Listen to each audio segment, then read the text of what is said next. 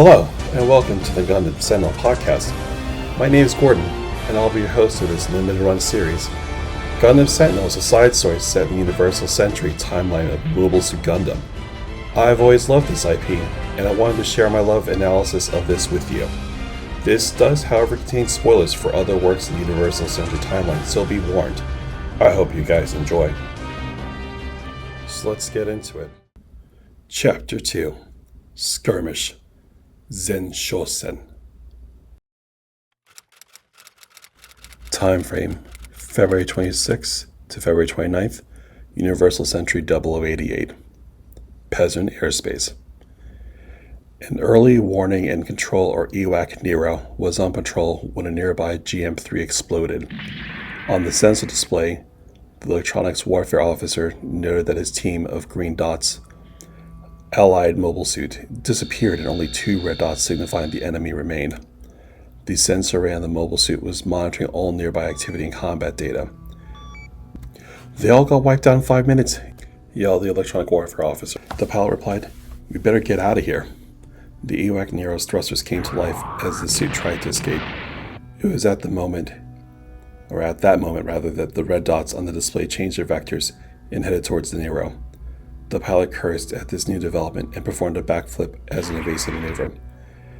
The electronic warfare officer downloaded data files from the sensor array and transferred them to data pods and informed the pilot.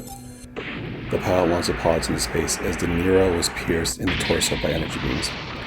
The EWAC Nero was destroyed and illuminated 2 Xeku Eins mobile suits nearby.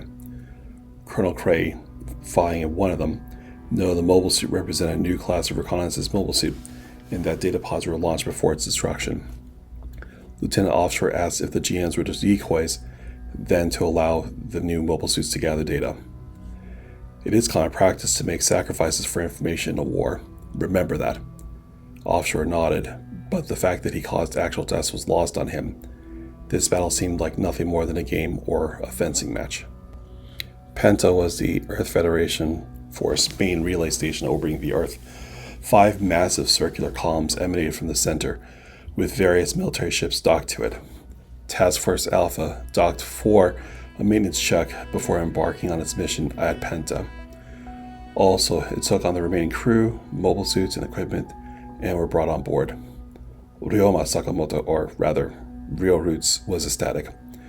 Since he's back on the base of Nevada as an ensign, he was running its simulation tests on the new mobile suit controls and safety systems.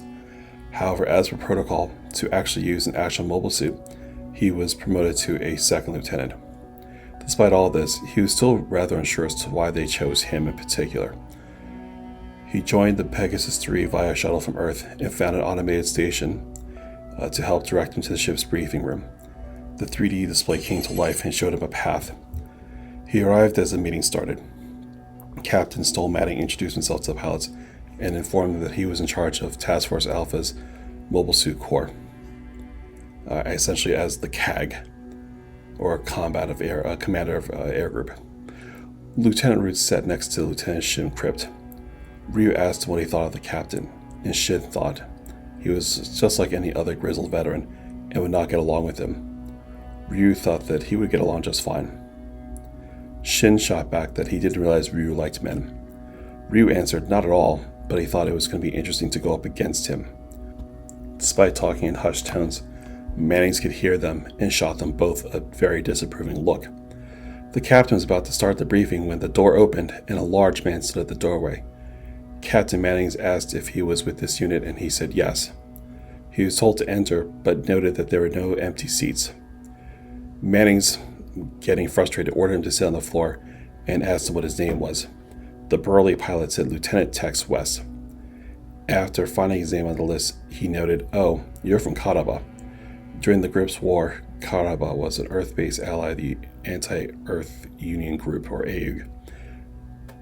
The other pilots and officers in the room chuckled and wondered why would a pilot who only fought on the confines of Earth's atmosphere and gravity would be sent to fight in space.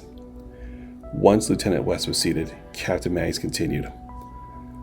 The monitor behind him showed Pezun and its present orbit. A month ago, members of the Instructor Corp stationed here defected to the Titans and seized control of Pezun. They then used nuclear pulse thrusters to push the Pezun asteroid to Lagrange point L4. Based on our analysis, it is unlikely that their goal is to drop Pezun onto Earth. Their objectives are unknown as of now, however we do expect them to take up a position against the Federation Ayug. The image on the monitor changed.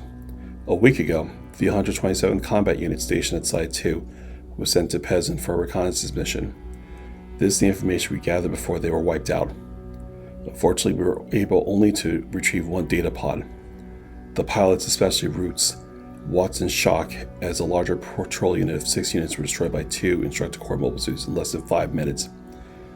You also know that our opponents were responsible for the development of the combat data, the IMPC, or Integrated Maneuver Propulsion Controls. Their IMPC capabilities are far superior to what we currently have on hand. Our only chance of success lies with the latest combat data brought back by members of the Instructor Corp that have returned to Earth, said Mannings. So I guess that means we'll only live a little bit longer than the GM team, Roots jokingly whispered.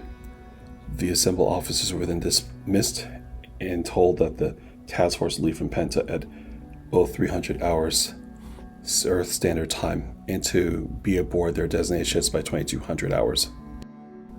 Promptly at 0300 hours, the Pegasus 3 and 4 Salamis escort cruisers departed from Penta and set out. Roots and Crypt went to the mess hall for coffee. Roots bemoaned that they were stuck with this old guy. Crypt reminded that the mobile suit commander would routinely be on the flagship. He then was annoyed by the fact that Crypt was a first lieutenant and outranked him. Crypt reminded him he was operating FAZZ. Roots was none too pleased when Lieutenant West walked in. He was assigned to Zeta Plus. He told the two that Mannings wanted the flight crew to report to the waiting room. Dismissively, Roots said he wasn't going yet since he had not unpacked and threw the cup of coffee he had. He proceeded to leave when he knew the cup floated past West and hit Mannings in the face, who was standing behind him. Mannings yelled at him and said if he feels like unpacking is more important than your life, need not to bother to train. He then proceeded to show him his prosthetic right leg to remind him that this was a lesson he learned during the 1-year war, and he was fortunate that this is all that he lost. Roots felt uncomfortable and lashed out, saying, "Fine, let's go. I'll show you what I can do," as he rushed out of the mess hall. Mannings cursed himself, thinking if this officer were not already selected for his superior Gundam, that he would have choked him to death. He then remembered that all the mobile new types are the same, and wondered if Roots was also a new type, and felt unease at the thought. Training continues as the Task Force Alpha approached the radar range of Pezun. The operator, meanwhile, reported to Colonel Cray back at Pezun that the 5 ships of the task force were within range. Pezun was preparing its defenses, but was not completely set. Cray inquired if any information on the fleet commander was available. The operator said he would try to find out, but since their data link with Federation servers were cut, it likely would be outdated. They had no data on the flagship or type of mobile suits that they had. They both felt it was likely a feint or ploy led by a rookie captain. Brave Cod was present as well and ordered Lieutenant Offshore and his team to delay the enemy's approach to allow them to prepare their defenses further. Pezun's maintenance crew prepared the Xeku Eins for a long-range assault, or Type 2 class. Once ready, Josh Offshore ordered the first assault team to move out. Once en route, Cod ordered to delay the Federation ships and find out the capabilities, but not to overdo it. Offshore smiled as he readied himself. Shin Crypt was lying at his bunk when he received a message from the intercom to report to the mobile suit deck. He wasn't fond of the call as it went off at an ungodly hour. He removed himself from the restraints on the bed and changed his flight suit and headed to the pilot waiting room on the mobile suit deck. When he got there, he saw Mannings there and looked quite serious. He told Lieutenant Crypt to get ready for battle. Mannings told him the situation and informed him that the Pezun launched mobile suits would not reach them due to lack of enough fuel at this range, and would likely launch a long-range attack via weapons. Since ships like cannons or missiles would be ineffective at this range, Mannings wanted Lieutenant Crypt to launch his FAZZ with others wingmen in FAZZs to counter with long-reach beam weapons. He then headed towards the FAZZ and then closed the cockpit. The linear seat with its 360-degree panoramic monitor came to life. In a window on the monitor, Crypt saw Lieutenant John Grissom on the screen. He inquired if he was okay and where was Aldrin. Lieutenant Grissom informed that that Aldrin would be on their standby and is ready for launch. Crypt then informed the control room of Pegasus 3 that the FAZZ team was ready to launch. 2 FAZZ units launched from the decks of the Pegasus equipped with their long-range hyper-mega particle cannons. Once they entered the firing range, Crypt noted red lights heading towards him. He ordered his wingman to pull back, breaking radio sounds. He then looked to see where they were being fired upon and found 4 targets within firing range. Crypt fired his cannon and ordered Grissom to also fire with slight adjustments to the initial firing solution. His beam attacks was a ferocious blue beam that fired out into the coldness of space and lasted for 3 full seconds. Crypt cursed, realizing the shot misses intended target. The 2 units started a rotational basis of firing as the hyper mega cannon took a long time to recharge between firing. Josh Offshore was startled at how close the blue beams were to his mobile suit. He asked his wingman whether the beams were from the main guns of the cruisers. He then realized the adjustments being made in the firing pattern did not likely seem to be from a ship, but rather either a very large mobile armor or a mobile suit also equipped with long-range weapons. The Xeku Eins and FAZZ teams took shots at each other repeatedly, but neither were able to hit their opponent. Crypt realized he was out of ammo. Aldrin reported also having no more energy for his cannon. They debated about having Grissom also launch when his sensor detected that the opposing forces were retreating and decided against launching the backup FAZZ. At the same time, Offshore received encrypted messages saying that the garden has been decorated. Offshore was satisfied that he had been able to slow down the approach of the enemy Federation ships and return to Pezun.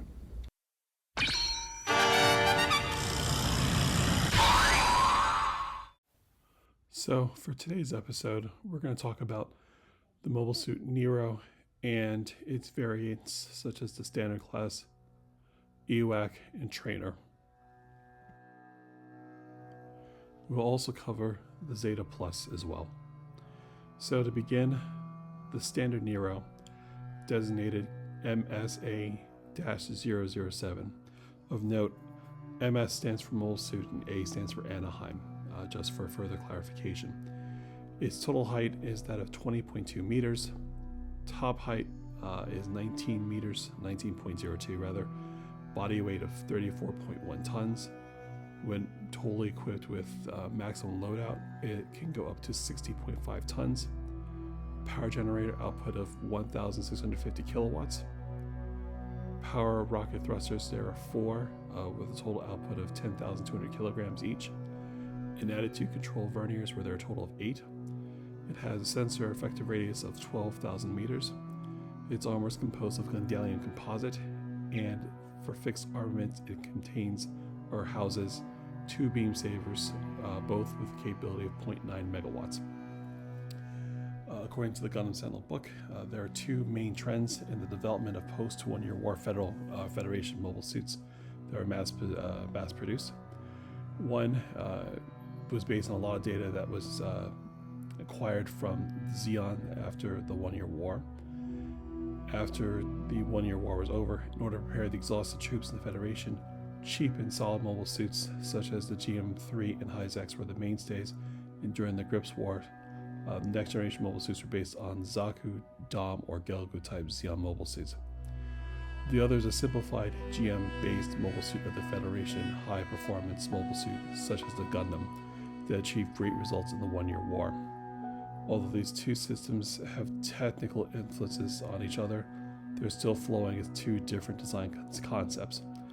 Nero is a relatively high-end mass-produced production machine that combines the strength or design of the lower half of the Iota Gundam, or in this case Superior Gundam or S Gundam, and the upper half of the Lambda Gundam, which was described as MSA-0012. At some point we might talk a little bit about that in a later episode. A binder using a movable frame can be attached to the shoulder, and depending on how it's tuned, it's actually comparable to mobile suits of even a higher class. The Nero design is obtained from the Gundam system that has made remarkable progress since the 1-year war. The first variant will be the EWAC Nero, which was featured in the beginning of this episode. Its designation was MSA-007E, E for EWAC. The total height is at 22.03 meters. head height of 21.32 meters, body weight of 43.6 tons, total weight of 79.2 tons, power generator that's able to produce 1,650 kilowatts. Mobile rocket thrusters were a total of 4 that are able to generate up to 200,200 kilograms. It has attitude control verniers of a total of 8, and its sensors with an effective radius of 6,250,000 meters. It does not, however, have any weapons. The EWAC Nero is an early warning mobile suit. The field created by the Minovsky particles significantly attenuates electromagnetic waves in the wavelength range, such as radio waves.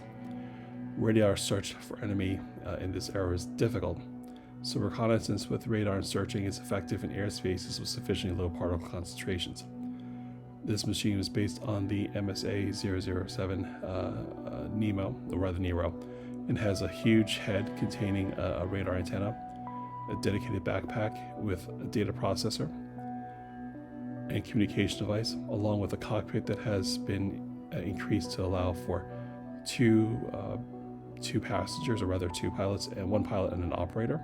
Compared to the EWAC Xeku, the base and head have a long-range radar antenna and identification friendly or foe antenna inside.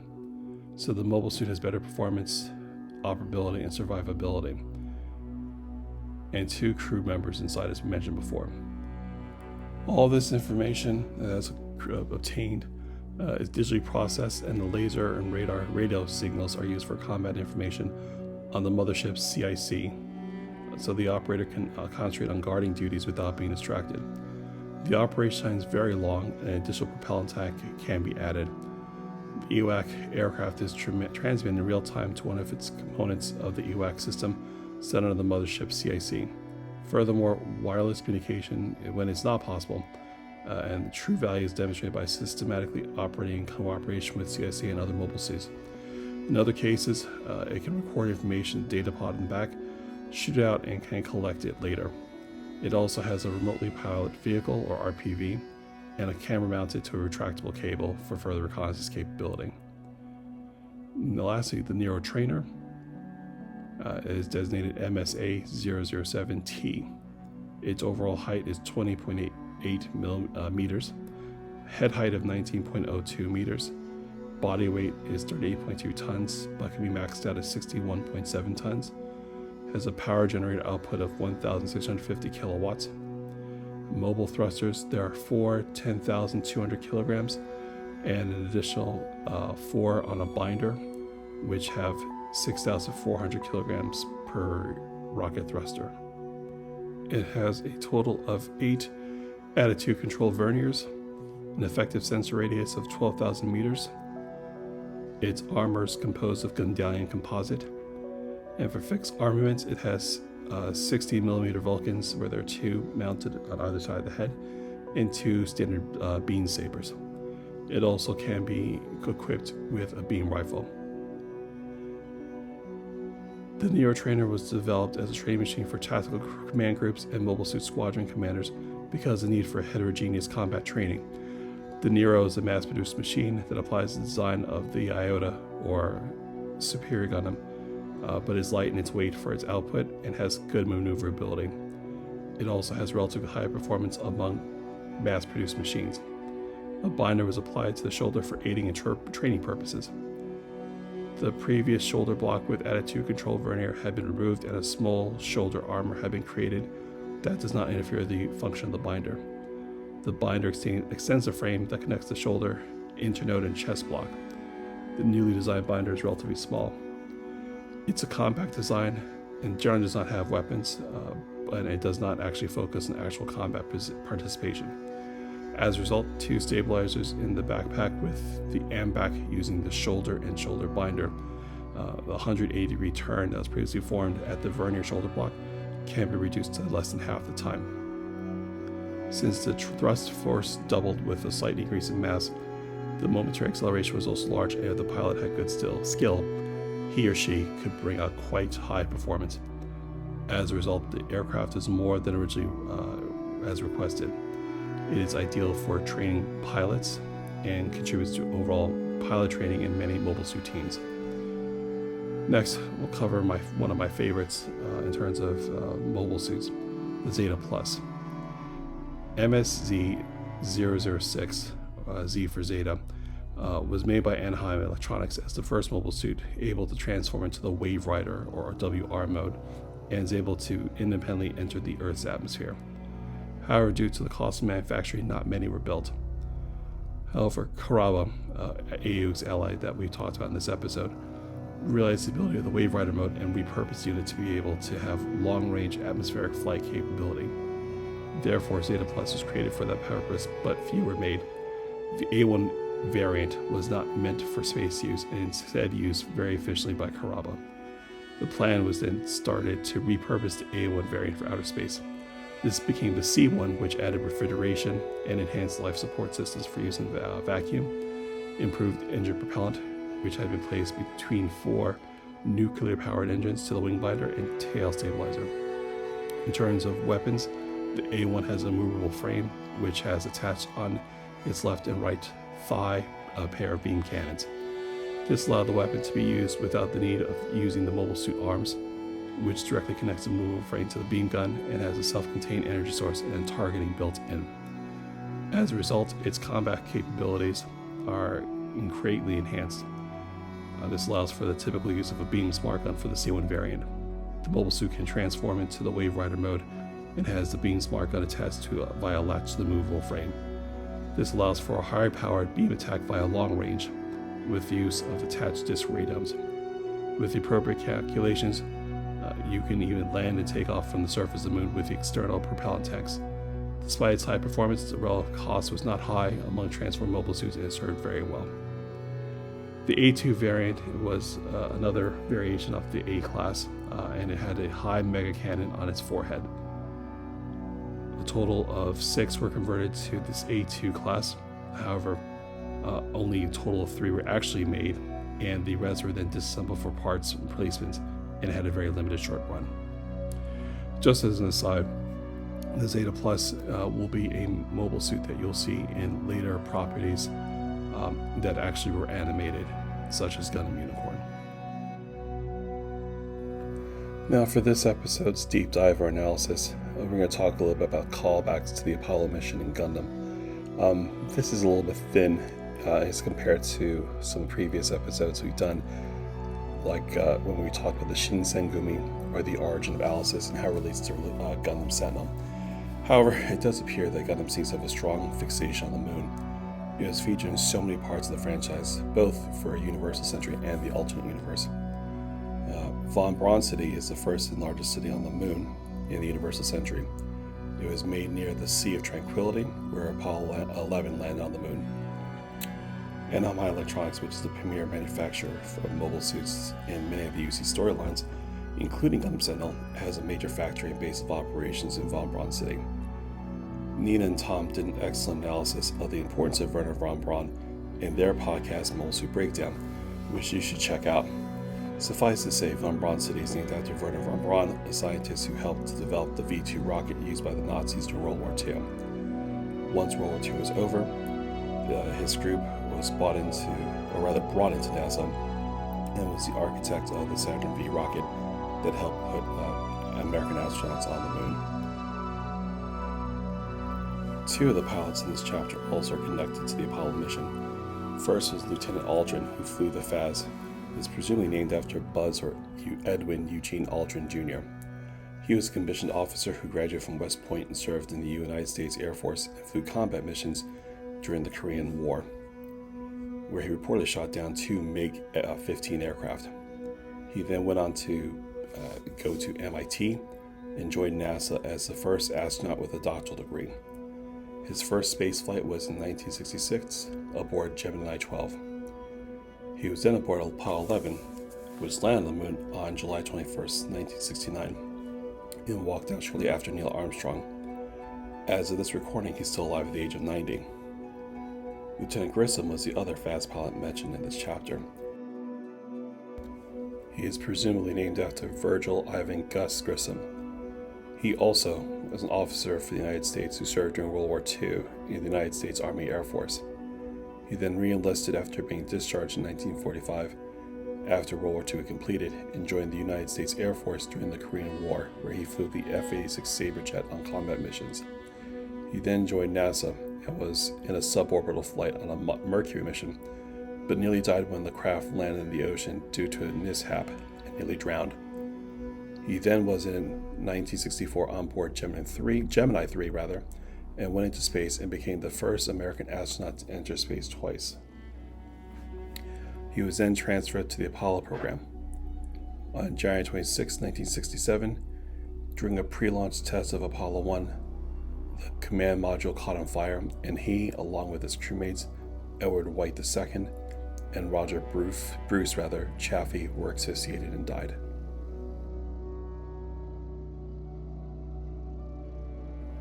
Next episode, Chapter 3, Sally Forth as Gundam. Pezun forces prepared the Devil's Garden for the Federation fleet. Task Force Alpha's cruisers come under fire. Things become more desperate for the task force when their commander decides to launch the FAZZ team, Zeta Plus, as well as S Gundam herself.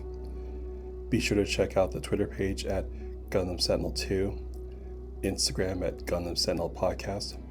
We're on Facebook at https://www.facebook.com/groups/Gundam Sentinel Podcast.